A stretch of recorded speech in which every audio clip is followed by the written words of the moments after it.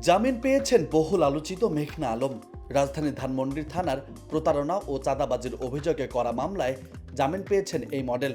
সোমবার ঢাকার অতিরিক্ত মেট্রোপলিটন ম্যাজিস্ট্রেট মোহাম্মদ সানাউল্লাহের আদালত শুনানি শেষে এ আদেশ দিয়েছেন।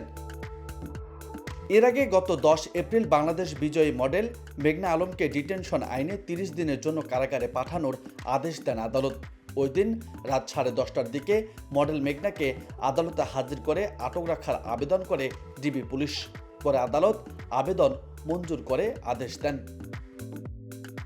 এজার সূত্রে জানা গেছে, মেঘনা আলম, দেওয়ান সামির সহ অজ্ঞাতনামা 2 থেকে 3 জন একটি সংঘবদ্ধ প্রতারক চক্রের সক্রিয় সদস্য।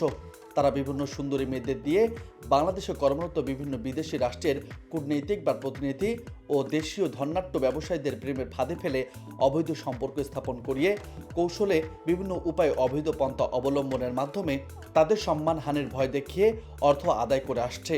দেওয়ান সমীর কাওয়ালি গ্রুপ নামের একটি ব্যবসা প্রতিষ্ঠানের সিইও এবং সানজানা ইন্টারন্যাশনাল নামের একটি ম্যান পাওয়ার প্রতিষ্ঠানের ফার্মের মালিক বলে জানা যায়।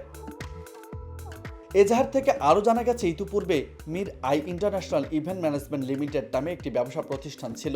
বিভিন্ন আকর্ষণীয় ও স্মার্ট মেয়েদের তার প্রতিষ্ঠানের ব্র্যান্ড অ্যাম্বাসেডর হিসেবে নিয়োগ দিয়ে বিদেশি কূটনৈতিক ও ধনাঢ্য ব্যবসায়ীদের কাছে সহজে যাতায়াত নিশ্চিত করা এবং দেওয়ান সমীর তার ম্যান পাওয়ার ও অন্যান্য ব্যবসাকে অধিকতর লাভজনক প্রতিষ্ঠান হিসেবে দাঁড় করানোর লক্ষ্যে চক্রান্তের অংশ হিসেবে অসৎ উদ্দেশ্যে তার সহযোগী আসামিদের সহায়তা ও অসৎ উদ্দেশ্যে বিভিন্ন কূটনৈতিককে টার্গেট করে ব্ল্যাকমেলের মাধ্যমে বড় অঙ্কের টাকা হিসেবে চাঁদা দাবি করে আদায় করে থাকে।